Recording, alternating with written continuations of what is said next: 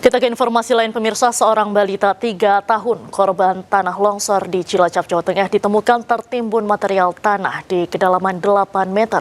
Saat ini pencarian 2 korban lainnya masih dilakukan. Estafet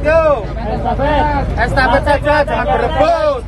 Tim SAR gabungan kembali berhasil menemukan 1 korban tanah longsor di Desa Cibenying, Cilacap, Jawa Tengah, Jumat sore. Korban yang ditemukan pada hari ke-9 operasi pencarian adalah seorang balita berusia 3 tahun. Korban diketahui bernama Fatin Ayu Rengganis. Jenazah korban ditemukan tertimbun material tanah di kedalaman sekitar 8 meter. Kepala Basarnas Cilacap, M. Abdullah menjelaskan jenazah korban ditemukan terseret longsoran tanah hingga sejauh 70 meter dari lokasi rumah tinggal korban. Penemuan ini berada di perbatasan antara titik B1 dan B2 area pencarian. Telah diketemukan korban atas nama Fatin Ayu Rengganis, 3 tahun, dan telah dievakuasi menuju RSUD Madinah dalam kondisi meninggal dunia, berada pada perbatasan di boxset B1 dan boxset B2. Untuk saat ini korban yang masih belum diketemukan adalah 2 itu terbagi pada 2 boxset, 1 di boxset A1 dan 1 korban lagi berada di boxset B1.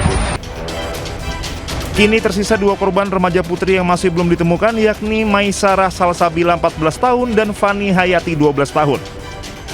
Keduanya diperkirakan berada di Dusun Tarukahan, tepatnya di titik worksite B1. Hingga hari ke-9 pencarian, tim SAR gabungan telah berhasil menemukan dan mengevakuasi total 21 korban dalam kondisi meninggal dunia. Tim SAR gabungan akan memaksimalkan pencarian korban tanah longsor pada hari ini. Jika kedua korban belum ditemukan, tim akan melakukan evaluasi apakah proses pencarian akan diperpanjang atau dihentikan. Dari Cilacap, Jawa Tengah, Heri Susanto, iNews melaporkan. Hari ke-7 pencarian korban longsor Cilacap, Jawa Tengah masih berlangsung. 17 korban belum dievakuasi dan petugas mengusahakan hari ini korban dapat segera ditemukan.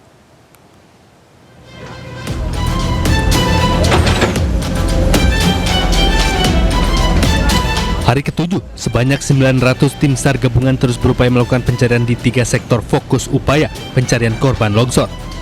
Kondisi cuaca yang mendung tidak menyurutkan petugas mencari korban. Didukung kendaraan alat berat dan anjing pelacak, petugas memaksimalkan pencarian hari ini di semua sektor. Tercatat masih ada 18 orang lagi korban yang belum ditemukan atau dalam status hilang. Areanya tetap kami bagi 2, yaitu sektor A, B, dan C. Dan semuanya saat ini sedang bekerja, dan kami saat ini mengandalkan alat berat yang kami gunakan karena memang harus menggali ataupun memindahkan material lumpur ataupun tanah yang masih banyak, dan kami juga tadi didahului oleh Kinen untuk mendeteksi dini, sehingga kita lebih terarah untuk dalam melakukan pencarian. Demikian juga dengan informasi-informasi dari warga ataupun keluarga di mana mereka tinggal ataupun mereka berada pada saat kejadian. 22 eskavator atau alat berat mulai menggali material tanah yang diduga menjadi titik korban tertimbun. Hingga saat ini total 10 jenazah korban sudah ditemukan. Sementara jumlah pengungsi korban saat ini berada di 5 titik lokasi pengungsian terus meningkat hingga 1.019 jiwa. Dari Banjarnegara, Jawa Tengah, Nurdin Fauzi, iNews melaporkan. Pemirsa, Komite Nasional Keselamatan Transportasi melakukan investigasi terkait pesawat jatuh di Karawang, Jawa Barat.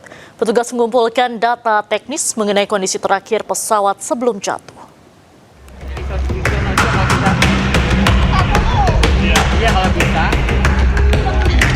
Komite Nasional Keselamatan Transportasi KNKT menyelidiki jatuhnya pesawat komersial GA Airfan dengan nomor registrasi PKWMP di area persawahan Desa Kertawaluya, Kecamatan Tirta Mulia, Karawang, Jawa Barat.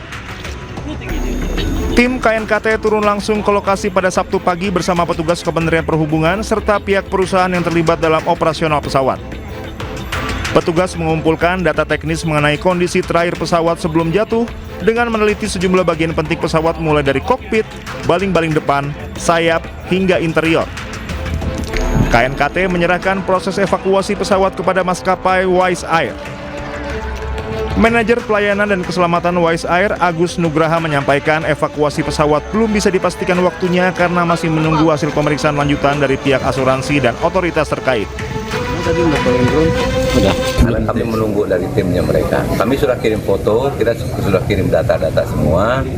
Nah, timlah mereka yang akan menentukan. Jadi kami hari ini masih tetap berada di sini untuk menunggu dari teman-teman dari asuransi. KNKT sudah menyatakan pesawat ini dalam tidak layak terbang. Berarti pemeriksaan KNKT udah selesai juga hari ini? Pemeriksaan KT secara fisik, Pak, secara fisik sudah cukup. Sudah cukup? Ya, tapi untuk selanjutnya kan mereka akan meneliti kenapa ini bisa terjadi. Bukan siapa yang salah, tapi kenapa ini bisa terjadi. Pasti ada sesuatu yang harus diperbaiki. Dan hasil akhir dari KNKT bukan menyalahkan, tapi memberikan satu rekomendasi untuk perbaikan ke depannya seperti apa. Hasil penyelidikan lebih lanjut diharapkan dapat memberikan kepastian mengenai faktor penyebab jatuhnya pesawat, sekaligus menjadi dasar bagi maskapai dan otoritas penerbangan dalam menentukan langkah berikutnya. Dari Karawang, Jawa Barat, Rudi Setiawan, iNews melaporkan. Sebelumnya, sebuah pesawat komersil Wise Air jatuh di area persawahan di Karawang, Jawa Barat. Pilot mengaku mengalami mati mesin dan memutuskan mendarat darurat di sawah agar tidak menimpa warga dan rumah-rumah. Di jatuhnya kapal di Desa Kertaulia, kapal PK. Pesawat jenis GA-28 Airvan milik PT Wise Air mendarat darurat di area persawahan di Karawang, Jawa Barat, Jumat siang. Sedianya pesawat lepas landas dari Bandara Budi Harto, Tangerang dan dijadwalkan mendarat di Cirebon. Namun, mesin pesawat tiba-tiba mati di ketinggian 5.500 kaki. Kemudian pesawat turun dengan sangat cepat. Pilot lalu memutuskan melakukan pendaratan darurat di area persawahan. Aerodrom yang paling dekat itu Halim, tapi kita lihat untuk pistanya nggak memungkinkan karena dengan ketinggian seperti itu melampaui 35 mile, saya kira berisiko untuk mendarat ke wilayah Jakarta sekitarnya, khususnya di Halim, karena di sekitar situ kalau nggak nyampe pastinya banyak populasi. Jadi saya menyimpulkan mendarat darurat di wilayah persawahan. Sementara itu, 5 orang awak dalam pesawat selamat dan langsung dievakuasi ke rumah sakit. Tidak ada luka serius yang dialami seluruh awak pesawat. Tim Liputan iNews melaporkan. Kita beralih ke informasi mancanegara, pemirsa. Sebuah pesawat militer terjatuh di acara Dubai Air Show di Dubai, Uni Emirat Arab. Naas pilot pesawat tersebut dilaporkan meninggal, tidak sempat menyelamatkan diri.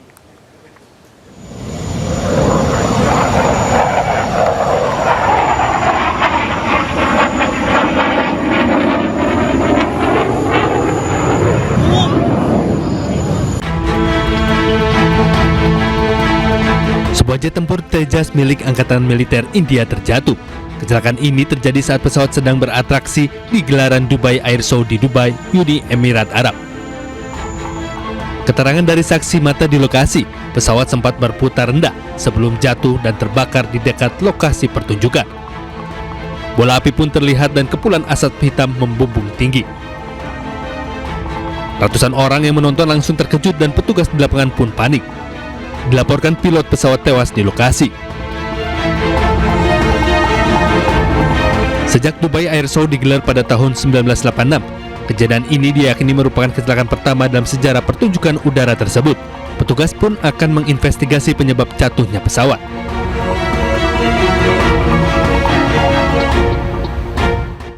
Pemirsa, Rusia kembali membombardir Ukraina dan menghancurkan kendaraan tentara infanteri. Rusia pun mengklaim telah merebut desa Radostnoye.